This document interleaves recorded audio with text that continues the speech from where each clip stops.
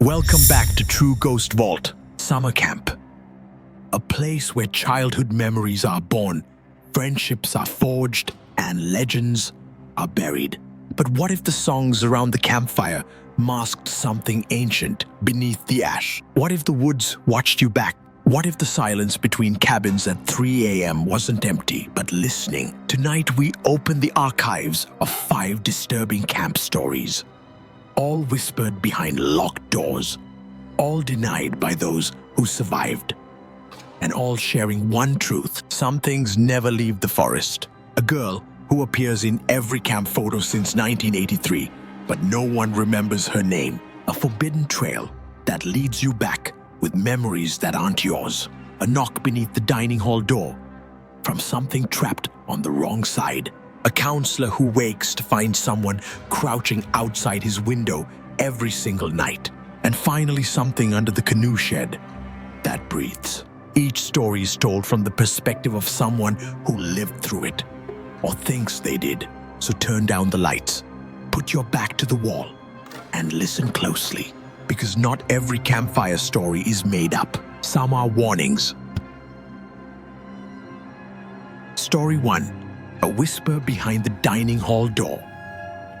The first night I heard the whisper, I convinced myself it was the pipes. The sound came around 11:30 soft, just at the edge of hearing. A drawn-out breath slipping from behind the old wooden door that connected the mess hall to the industrial kitchen. It wasn't loud. That's what made it worse. It was intimate, like it was meant for me. I'd been cleaning up late alone. Everyone else had turned in. Camp Pinebell went quiet after 10. No more ghost stories by the fire, no flashlights under blankets. Just a silence thick enough to chew. I liked that part of the job. The stillness, the solitude, until the whisper. It slithered out again, just as I walked past the kitchen door. No wind, no draft, just that long, shallow exhale. Wet somehow.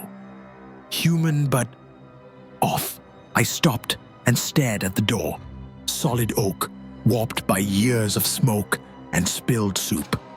The metal handle was cold when I touched it, and the air around the seam was strangely warm, like someone breathing close on the other side. Frank, I called. Nothing. Frank the cook was usually gone by 9.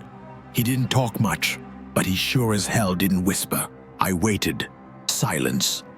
The mess hall stretched behind me, dark tables, like coffins, under the faint glow of the emergency light. The air smelled like old spaghetti and bleach.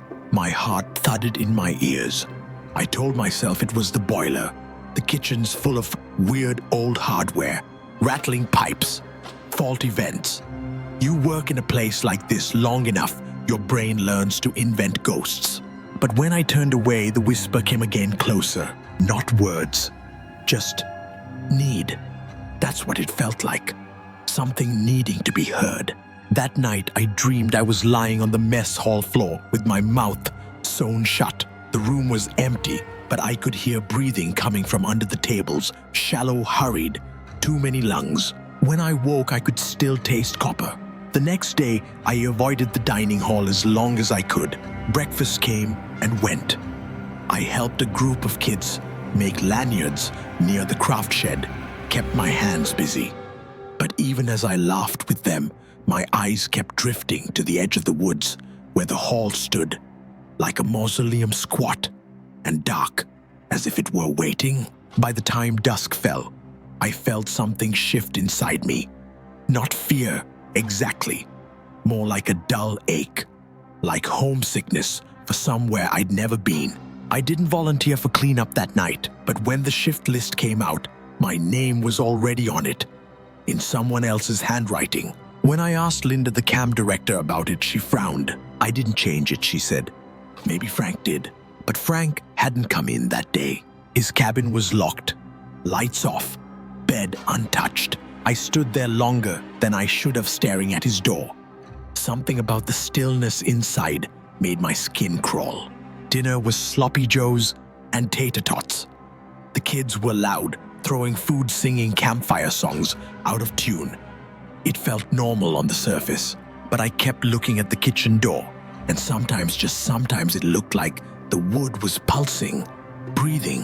When the last table cleared out and the counselors left for the cabins, I was alone again. The silence that followed was different than the night before. Not just quiet, expectant, like the building was holding its breath, waiting to exhale. I stood frozen for a long time. I didn't want to walk past that door, but I could not. As I swept the last crumbs into the dustpan, it happened again. That whisper. Only this time, it wasn't alone. There was a second sound behind it. A wet dragging, like something soft being pulled across tile. And then a knock. I dropped the dustpan. The plastic hit the floor with a hollow clack and skittered under a bench. But I barely noticed. My ears were ringing. Every muscle in my body had gone tight, like my skin was trying to hold something inside. Another knock, then two, then silence. I didn't move. I didn't breathe. I watched the door, expecting the knob to turn, or bulge outward, or explode open in a spray of rot and darkness. But it stayed still. Then came the voice, low, thin, barely human. I'm still hungry. I nearly vomited. It wasn't loud, but it felt like it had been whispered directly into my brain. It didn't echo. It just existed in me, like I was the room, and something inside the kitchen had whispered against my walls. I backed away, hand outstretched, searching blindly for something solid. My fingers hit the counter, a fork. I grabbed it. Pointless, I know. But when you're that scared, your brain grabs whatever it can. I took a step toward the door, and it whispered again. Let me out. I froze. The voice was higher now, childlike, or mocking a child. I realized then whatever was in there, it wasn't trying to scare me. It was trying to sound harmless. That's what terrified me most. I turned and ran, out through the mess hall into the trees. Didn't stop until I hit my cabin and slammed the door shut. I didn't turn on the lights, just curled up in my bunk, shaking, listening for footsteps in the pine needles outside. They never came, but something else did. Just before sleep took me, I heard it again, the voice, not from the woods, from under my bed. I didn't sleep after that. I lay there paralyzed, every inch of me screaming not to look under the bed. I couldn't move, couldn't speak. My breath came in short, sharp gasps, like I was drowning above water. But the whisper never came again. Just that single sentence. Just presence. Eventually dawn crept in through the blinds. My body thawed.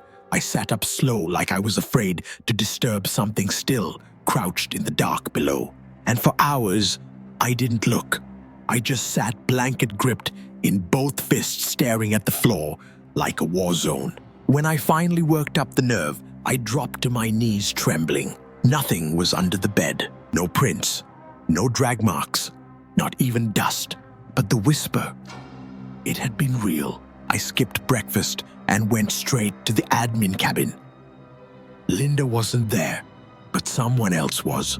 An old man, sitting at her desk like he belonged there. Thin, weathered, long fingers folded across a yellow notepad. His shirt had the camp logo, but the style was decades old. You're not supposed to be in the dining hall after lights out, he said. I froze. Who are you? He didn't answer. Just tapped the notepad gently once. Did it speak to you? I felt my knees wobble. What? He looked up. His eyes were gray, clouded, but sharp. Behind the door, he said, the thing in the kitchen. Did it use your name yet? I didn't answer. He leaned closer. If it starts using your name, it means it remembers you. What the hell is it? I asked, my voice breaking. He was silent for a long moment. Then it's not what matters. What matters is the question it always asks. He tore a page from his notepad and handed it to me. There was only one line, written in shaky block letters, door or window. Then he stood and walked past me without another word. I looked up, but he was gone. I didn't understand the question. Door or window? What the hell did that mean? I folded the paper, slid it into my back pocket, and tried to focus on my shift. The kids were loud, messy, wonderfully oblivious. I watched them splash in the lake, roast marshmallows scream when bugs landed on their necks. I tried to let their joy drown out the unease, but it was inside me now. The knowledge, the awareness that something was waiting, and I had heard its voice. That night, I didn't wait in the dining hall. I stayed in my cabin, lights off, sitting in the corner with my back to the wall and a flashlight in one hand. At 11:28, the wind outside died. At 11:30, I heard the knock, not at the kitchen door, at my window. It was soft, like bone tapping glass. Rhythmic, patient. 3 taps. Pause. 2. Pause. 1. Then the whisper, "You forgot to lock the window." My chest clenched. I hadn't. I got up slow as breathing heart hammering so hard it blurred my hearing. I crept to the window, still locked, still sealed, but something stood behind the glass. It was my reflection, except it wasn't. It wore my face but not my eyes. Its mouth moved just slightly out of sync with mine. It smiled when I didn't, and then it whispered again. Door or window? I slammed the blinds shut, tripped over the chair behind me, and crawled to the far side of the room. The knock came again, this time from the door. The knocking didn't stop. It shifted first the door, then the window, then the walls, like it was testing the structure, learning its shape, mapping me. I sat frozen on the floor as the sound circled the cabin. Taps, drags, breaths. One behind the dresser, one beneath the floorboards, one whispering my name through the vent. They were all in my voice, not perfect, slightly off, like a memory of me trying to remember how I used to sound. "Let me back in," it said from the ceiling. "And from the floor you locked me out." Then came the child's voice again, the one from the kitchen. "You have to choose." I stood up trembling, walked to the door, pressed my ear against it. Silence. Then, "I'm scared, please. It's cold out here." It sounded like my little brother, but my brother died 5 years ago. I stepped back. Cold sweat coated my skin. I ran to the window, peeked through the blinds. Nothing. Not the fake reflection. Not even trees. Just darkness. Not night. Absence. The world outside had stopped existing. I closed my eyes, clutched the crumpled paper in my hand. Door or window? I didn't know what would happen if I opened either, but I knew what would happen if I didn't. Because now, they were trying to come through the walls. The walls began to bend. Not physically, not yet, but in the way heat bends light. I could see corners that didn't exist a second ago. Doors that led to nowhere. Shadows that didn't belong to me. The air grew thick. It pressed into my lungs like damp wool. And then it stopped. All sound died. No whispers, no tapping, no wind, just a hollow stillness. So deep it roared in my ears. Then the voice returned, right behind me. "Time's up." I turned around and the room wasn't mine anymore. The bunk bed was gone. So were the dresser, the chair, the light. I stood in a cabin-shaped space made of nothing but black air. One door behind me, one window ahead. Each pulsed gently, like breathing lungs. The paper in my pocket burned hot. I reached for it, opened it, and the letters had changed. It no longer said door or window. Now it said, "Which one are you?" I didn't understand until the door began to rot. Its wood peeled like skin. Black veins pulsed beneath the surface. A handle melted off with a hiss, and behind the window, something moved. It had my face, but not my eyes. Just like before. It grinned wide wrong and raised a hand. Then it knocked. 3 slow taps. On the inside, it stepped through the window. Not shattered, not opened. Just passed through like a shadow, through fog. It moved like me, tilted its head the way I did, blinked the way I would have.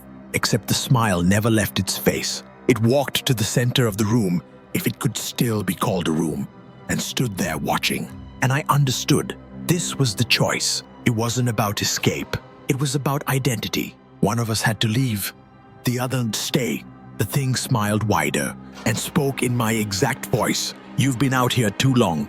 It's my turn. I took a step back, but the door behind me had vanished. There was no exit now. No real one. It moved again closer. I felt the air around it distort like the gravity bent. I could see through its face now. Beneath the skin was movement.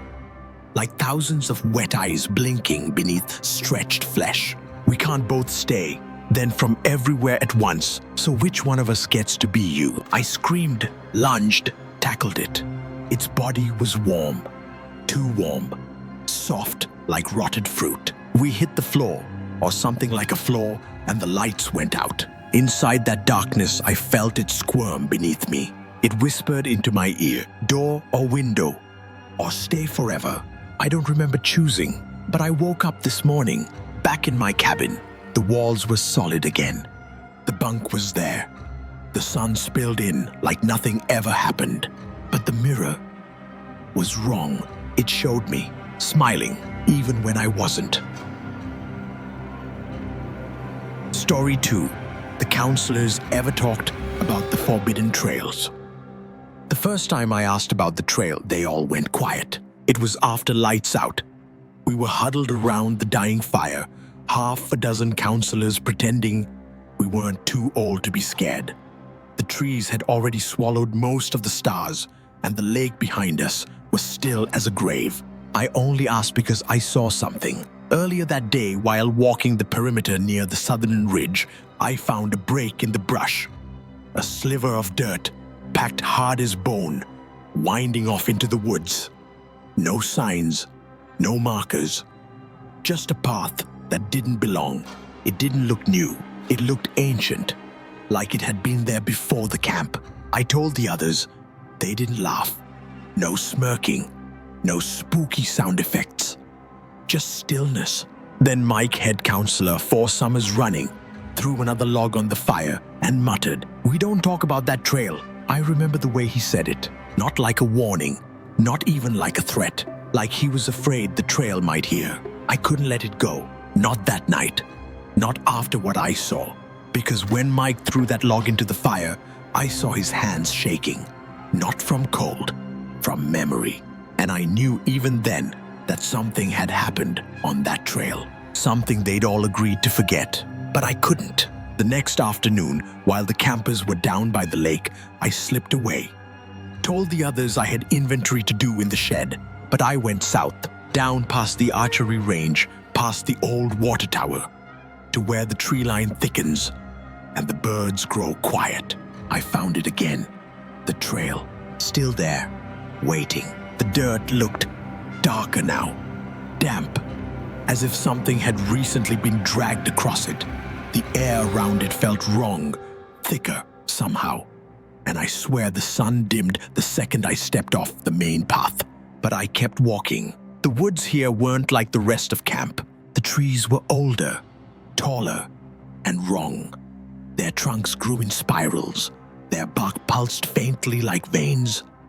I tried to blame the heat, the shadows, but the silence here had weight, pressure, like the air itself was holding its breath. After 10 minutes, I noticed there were no bugs, no birds, no breeze, just trees, and me.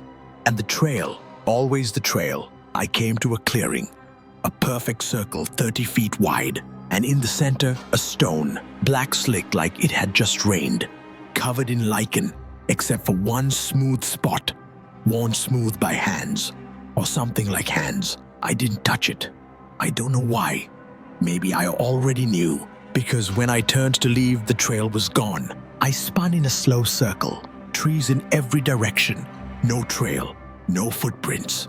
The forest had closed around me like a fist. My heart pounded, but not from fear, not entirely. There was something else, a pull, like the stone behind me was breathing, and I was standing too close to its mouth. I backed away, watched it, waited. Nothing moved, not the trees, not the shadows, just me and that stone. Then I heard it, a sound that didn't belong to my ears. Not quite a voice, not quite a thought, like someone trying to speak through water directly into my skull. "You came back broken." I froze, not because of what it said, but because I recognized the voice. It was mine. I ran, didn't care about the direction, just moved, dodging trees, tripping roots, branches slashing at my arms. My breath tore from me in panicked gasps. But the trees never changed. They all looked the same. Worse, they looked closer. No matter how far I ran, the clearing stayed behind my eyes.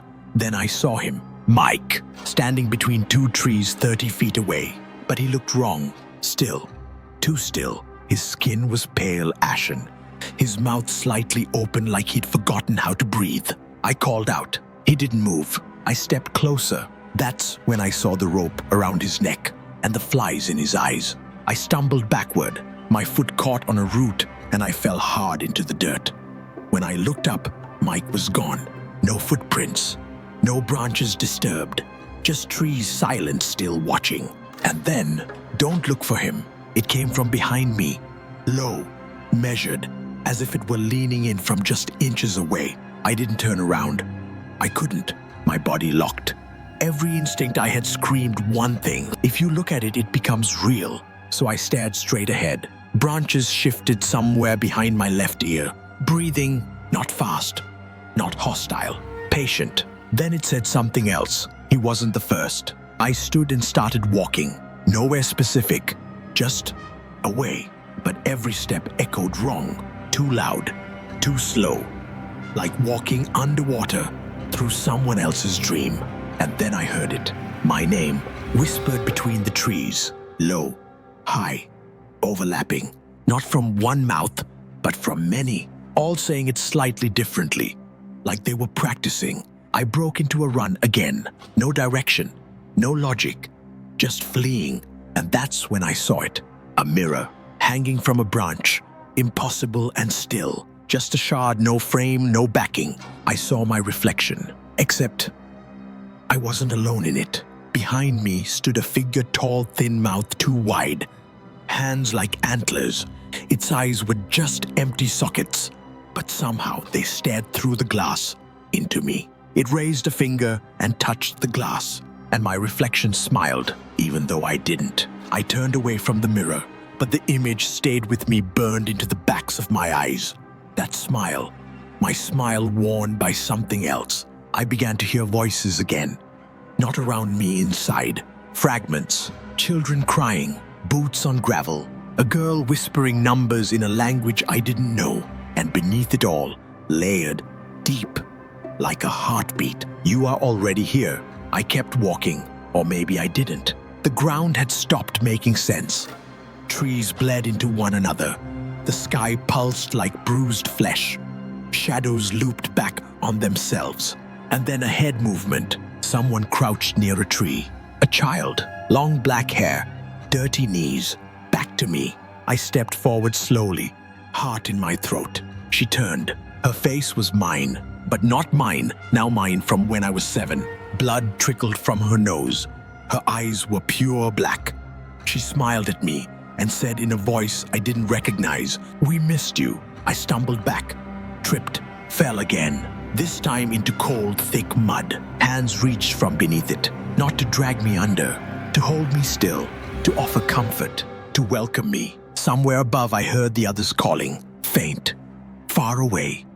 Camp voices, names echoing, but I couldn't respond because the voices around me were louder, soothing, familiar. They knew things, they remembered things, and I realized they weren't calling me back. They were calling me in. I don't remember choosing. Maybe I didn't. Maybe the forest chooses. I only remember the moment I stopped struggling, when I let the hands hold me, when the whispers became soft enough to believe. They didn't want to hurt me. They wanted me to remember. The girl with my face leaned close and whispered something into my ear. I don't remember the words, only how they felt, like remembering a lullaby from a past life. Then everything went quiet and dark and warm. I woke up outside the trail, face down in the pine needles, head pounding, tongue thick with copper. The trees above were normal again. Birds chirped, wind moved, sunlight flickered between branches. I stood up slowly and I walked back to camp. The others were waiting, faces pale, eyes wide. Mike was there, alive, talking, breathing. "Where were you?" he asked. I opened my mouth to answer, and nothing came out. Just a smile. They let me stay, but the others watch me now. Always from a distance. Never alone, never after dark. I hear them whisper behind my back. They know. They won't say it out loud, but they know. Because I never talk about the trail. Not anymore. And I don't have to. Because sometimes when I think no one's looking, I go to the mirror, and in it, I see the forest watching me back. Story 3. Every night, someone crouches outside my cabin.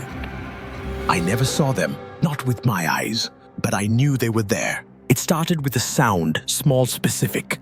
Not footsteps, not branches snapping. Something more deliberate. Breathing. Low, wet animal breathing coming from the wall just beside my bed. The first time I heard it, I sat up and turned on my flashlight. The beam carved through the dark like a knife, through wet cloth. I stepped to the window and pulled back the curtain. Nothing, just the woods and the night, still heavy and watching. My cabin is small. One bed, one desk. No electricity, no plumbing, just this wood and silence and whatever memories living inside this forest. I took the counselor job thinking I needed the quiet. A reset. After what happened last winter, I needed something real. Something grounded. But this place feels like it remembers things too well. The second night it came back. Same spot, same time.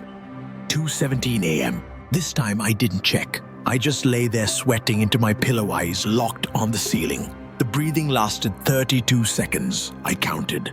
Then silence, then scraping, as if something dragged one fingernail slowly down the wood outside. Then nothing. I asked the others if they'd heard anything. Liam said maybe it was a raccoon. Maria said she heard coyotes sometimes, but I saw it in their faces. They knew. They just didn't want to talk about it. And the next night, it crouched there again. By the fourth night, I started leaving the lantern on. It didn't help. The breathing still came, wet and steady. Like something with lungs too close to the ground. Like it was crouched, low spine-arched limbs, folded in a way no human body should allow. But what changed that night was the whisper. Not a voice, not words, just a dry click at the end of each breath. Like something trying to form language. It wanted me to know it was there. It wanted me to wait for it. I didn't move. I couldn't. My arms locked against my sides, jaw clamped shut. I listened as it pressed its weight closer to the wall, and then it exhaled again. Longer, deeper, and for a moment, I swear I felt it inside the room. I told myself it wasn't real, that I was sleep-deprived, that trauma messes with the senses. But the next morning, I found something under the window, a print, 4 indentations. Not claws, not fingers, knuckles, as if someone had crouched there, resting their weight forward on 2 fists. The dirt was pressed so deep it cracked. That day I didn't speak. I watched the campers laugh and splash and sing, and I pretended my bones weren't humming. But something had changed. The trees leaned closer. The light felt thinner, and every face I passed looked slightly wrong, just off by a fraction. Smiles that held too long, blinks that were out of rhythm, and I began to wonder if I was the only one it crouched for. That night I waited with a knife, a steak knife from the kitchen. Pathetic, but it felt better than nothing. I sat in the dark, back against the far wall, eyes locked on the window.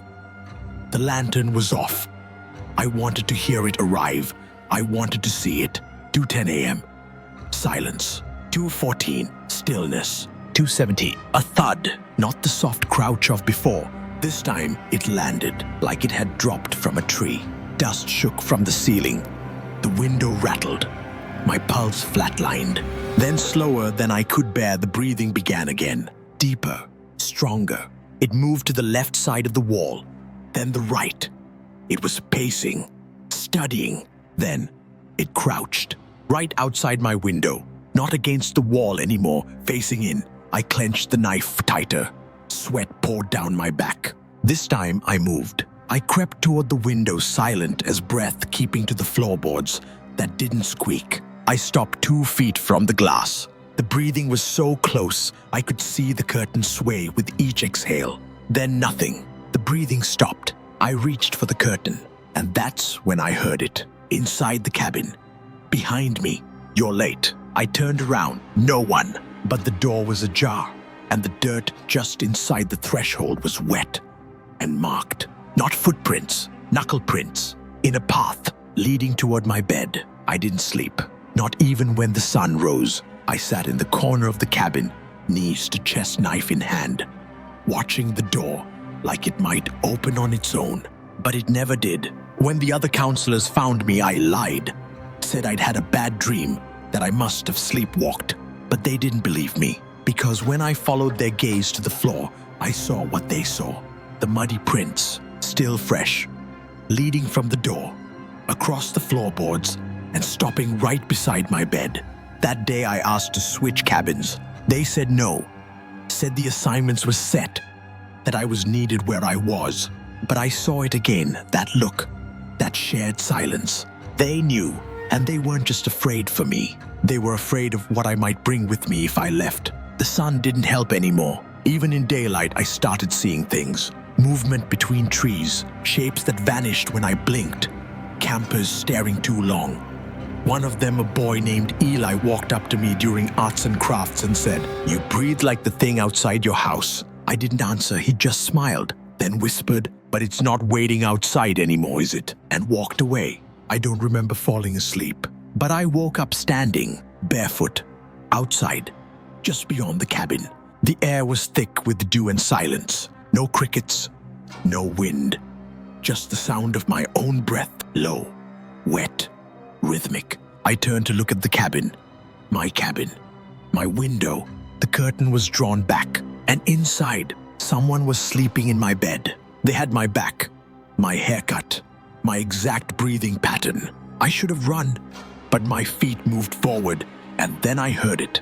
A rustle behind me, not leaves, knuckles, dragging across dirt. I turned and saw myself, crouched, not outside the cabin, but outside someone else's, another counselor's, another cabin. He stood at the window, peering in, breathing, waiting, and then he turned to me and smiled, just once, then crawled into the shadows. I looked back at my own cabin. The bed was empty. The figure was gone. So was the trail of prints, but the window was still open. And now every night I find myself outside someone else's door, not moving, not choosing, just crouching, breathing. Story 4. The same girl shows up in every camp photo since 1983. It started with a photograph, a staff bulletin board yellowed from years of sun through warped windows pinned with curling snapshots of summers past. Campers grinning with marshmallow smiles, arms slung over shoulders, some mid-cannonball, some frozen mid-s'more. I wasn't looking for her. I was just bored, killing time between cabin checks, flipping through the archive binder in the admin shed, looking at faces from 30, 40 years ago. Most of the kids had that same generic summer look, crooked teeth, grass-stained knees, sunburns, and bug bites. But then, there she was, middle row, far left, 1983. Short black hair, too pale, not smiling, eyes locked straight into the camera. At first, I thought it was just the style of the photo. You know, the kind of accidental creepiness you get when old cameras catch kids mid-blink. But I kept flipping. She was there again, always the same age, always in the background, sometimes behind trees, sometimes by the edge of the lake, always looking straight into the lens. She never smiled. She never changed, and no one ever mentioned her. That night I dreamed of her hands. Not her face, not her eyes, just hands, damp, cold, wrapped around the bottom of my bunk, pulling. I didn't tell anyone at first. What would I even say? That I saw a girl in a photo album who hasn't aged in 40 years, that she's in the background of every group, Shot every cabin photo, every lakefront lineup since before I was born. No one notices her. Or maybe they do and they've learned not to ask. Either way, I kept my mouth shut. But I started watching. I checked the archive again. This time I scanned them, blew them up, enlarged every background, every shadow, every figure half obscured by leaves or poles or arms in motion. And she was always there, but never in the same place twice. Never posed, never placed. Like the photographer never meant to capture her at all. And yet, she was always looking at me, not at the camera, at me, like she knew I would find her. I started keeping the cabin lights on at night, not because I believed in ghosts, but because I started waking up before the dreams, wide awake, cold sweat, sheets damp, air still, and every time the same image in my mind, a dark shape kneeling just outside the cabin, not moving, just watching. I told Maria, one of the senior counselors, I didn't mention the photo, just said I kept feeling like I was being watched at night. She paused, then said, "You know they used to say cabin 3 was haunted." I blinked. I was in cabin 3. A girl drowned in the lake, early 80s. They found her bracelet near the fire pit, but no one ever claimed the body. Whole thing kind of got lost. Then she smiled too quickly. Probably just raccoons though.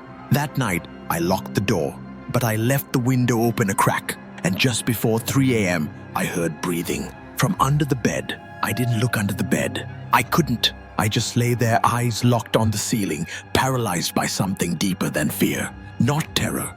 Recognition. It wasn't the sound that froze me. It was how familiar it felt. Like I'd heard that breathing before. A long, long time ago. The next morning, I found dirt on the floor. Not tracked in from boots. Just 2 small bare footprints, side by side facing the bed. I didn't tell anyone. I just cleaned them in silence. But after that night, she changed. She started showing up during the day. The first time was at the lake. A camper asked me to retie their life vest. I knelt down, hands shaking more than they should. When I looked up across the dock, there she was, standing at the edge of the trees. Black hair, pale skin. So still she looked like part of the woods. I blinked. She was gone. Later that day, I was reviewing photos from the orientation hike. I zoomed in on one frame just out of habit now. And there she was again, not in the background, not behind anyone. This time in the middle of the group, unmistakable. And yet, no one remembered her being there. Not the kids, not the photographer, not even Maria, who stood right beside her in the shot. I showed her the photo. She stared at it for a long time. Then she said, "That's not possible."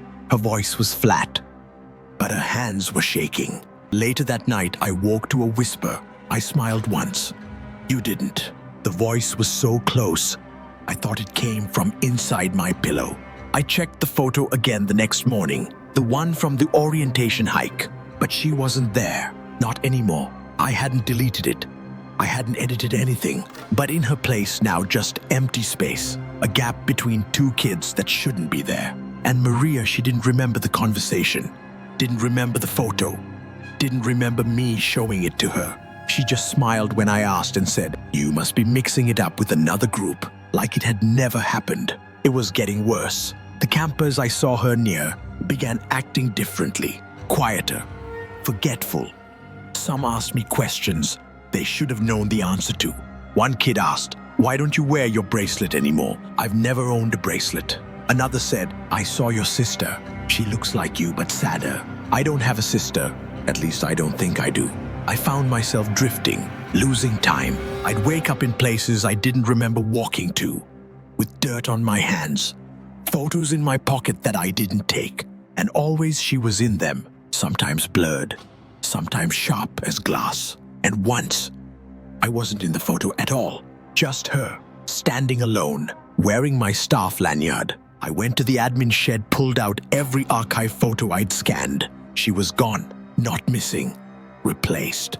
The photos were still full, but now she wore different clothes, stood closer to the lens, and in 3 of them, she had my face. That night, I didn't sleep in the cabin. I burned the photo binder by the lake, but as the pages curled and blackened, I saw one last image untouched by fire. Her face, smiling now. The fire burned out just before dawn. The lake was still. The mist hung low, curling around the burned paper like fingers that had been waiting. I didn't go back to the cabin. I didn't feel like I belonged there anymore. Instead, I walked through the camp, past the mess hall, toward the photo board.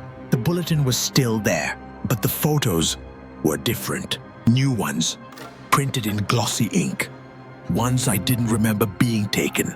And in all of them, I was there, but never in the foreground, never smiling, always in the back, behind trees, in window reflections, sometimes crouching, and always looking straight into the lens. Later that day, a new counselor arrived. I watched him from across the field. He was young, curious, the kind who asks too many questions, the kind who might start flipping through the old archives. I don't know his name, but I know where he sleeps. Cabin 3, just like I did. And sometimes when I stand outside his window just watching, I wonder if he's seen me in the photos yet. Story 5. Something under the canoe. Shed keeps breathing. The first time I heard it, I thought it was an animal, something small. Wounded maybe. Shallow breathing, thick and wet, deep dragging air, like it hurt just to stay alive. It came from beneath the canoe shed. That was 2 weeks ago. Now I hear it every night. Camp Stillwater has 37 canoes, lined in rows, like coffins with names. Osprey, gullwing, heron, swallow. We keep them flipped over when not in use, resting on wooden racks that sit a few inches above the ground. The shed itself is little more than a long, low barn, all warped, cedar slatted walls, and the smell of mildew and lake rot. It's quiet there, too quiet, like sound dies inside it. Even the insects won't go near. The first night I was doing inventory alone, a kid had said one of the canoes was cracked. I was crouched down with a flashlight, scanning hulls and checking serial numbers when I heard it. A breath, not just wind or the wood settling. I know the difference. This was closed slow just beneath the floorboards, dragging in and out like it had lungs full of water. I froze, held my own breath. It kept going, steady, rhythmic, wet. I whispered, "Hello." No answer, just the breathing. I backed away slowly, dragging the flashlight beam across the row. Nothing moved, but I swear the air felt thicker the closer I got to the center of the shed, like it was pushing against me, like the building itself didn't want me there. I didn't tell anyone that night. Didn't want to sound like the weird counselor, but I didn't go back alone after dark again, until last night. It was almost midnight when I went back. Maria had asked me to grab a missing paddle someone left behind earlier. I said yes before I remembered what that meant. I stood outside the canoe shed for a long time. The air was still. No wind, no bugs, just the heavy quiet that camp sometimes sinks into after 11 p.m., like the trees themselves hold their breath. I stepped in, flashlight in one hand, keys in the other, heart in my throat. The air was colder inside, not cool cold, and damp like breath, not mine. I moved slowly between the racks. The canoes loomed like upturned ribs, shadows bent in unnatural ways. My boots echoed too loud on the warped boards, and then I heard it again. SFX start. A long inhale, wet, heavy, too close. SFX end, followed by another one. This one matched the rhythm of my breathing. In, out, and then it paused, just as I held my breath, like it was listening. I whispered barely, "Who's there?" Nothing, just silence. Then a sharp exhale right by my foot. I jumped back, flashlight swinging wildly, landing on the floor. Nothing there, but the breathing didn't stop. It had just moved, shifted, under me, following the sound of my steps. I backed away, but as I reached the door, I heard something else. Wood, creaking, something brushing the underside of the floorboards, moving with care, slithering but jointed, not an animal, not fully. I dropped the flashlight. It hit the ground, rolled once, and stopped. shining straight down the center aisle. And for just a second, I saw a hand, flesh too pale, fingers too long, palm flat against the inside of the floor, pressing up like it wanted out. I ran, didn't pick up the flashlight, didn't close the shed, just sprinted up the path, gravel popping under my boots, lungs heaving. But even as I ran, I could still hear it, not behind me, under me, like it moved with the earth, beneath the dirt, beneath the trees. Following, I didn't stop until I reached the cabins, but the sound had stopped long before then, which made it worse. Back in bed, I lay there for hours, sweat soaking through the sheets, ears straining against the silence. And just when I started to think I imagined it, I felt it again. Warm breath, right on my neck, but my back was against the wall. There was no space behind me. I jerked upright, nothing there, but the sheet behind me was cold damp and smelled like moss. I didn't sleep after that. In the morning, I went back to the shed. The door was shut. I didn't close it. Inside, everything was in place, except one thing, Canoe number 31. The swallow was missing from its rack, but no one had checked it out. No one had touched it since last summer. I looked underneath the rack, where it should have been, and scratched into the wood floor were words, "I'm tired of breathing alone." The cuts were deep, fresh, and below them the floorboard had warped a spot, just big enough to lift. I didn't touch it, but I stood there a long time, listening, and for the first time in nights, there was no breathing, just the faint sound of something wet, dragging itself deeper. I told myself I wouldn't go back, that I'd report the damage, let maintenance deal with it, maybe even leave camp early, quit. But something changed after that night. The silence, it followed me. No insects, no birds.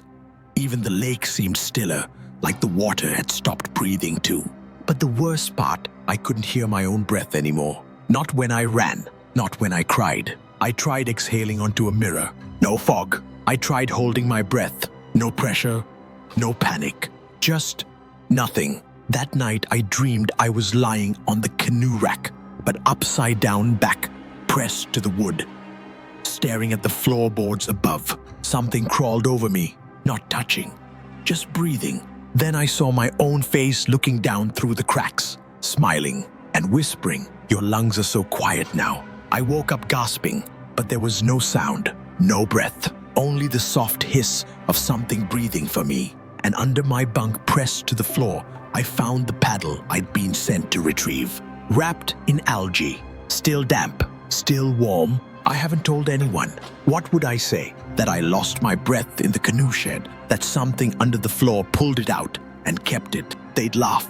But now, when I walk past the dock, sometimes I see a ripple beneath the shed. Not big, not loud, just enough, like something down there is still breathing, but not alone.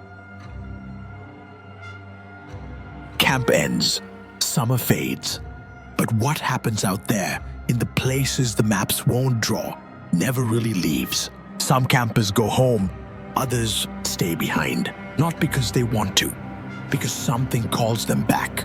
A photo out of place, a whisper outside the window, a breath that doesn't belong to you. One moment you're telling scary stories around the fire, the next you are one, because these woods, remember, they remember the ones who vanished down the wrong trail, the ones who answered the knock when no one was supposed to be there, the ones who stared too long into the dark and saw a reflection that smiled back, and the ones who heard something breathing and kept listening. So ask yourself this: when you return from camp and look at the group photos, are you sure everyone in them came home? Even now, if you listen closely, you might hear it whisper your name. If you crave more True Ghost Stories, subscribe to True Ghost Vault now.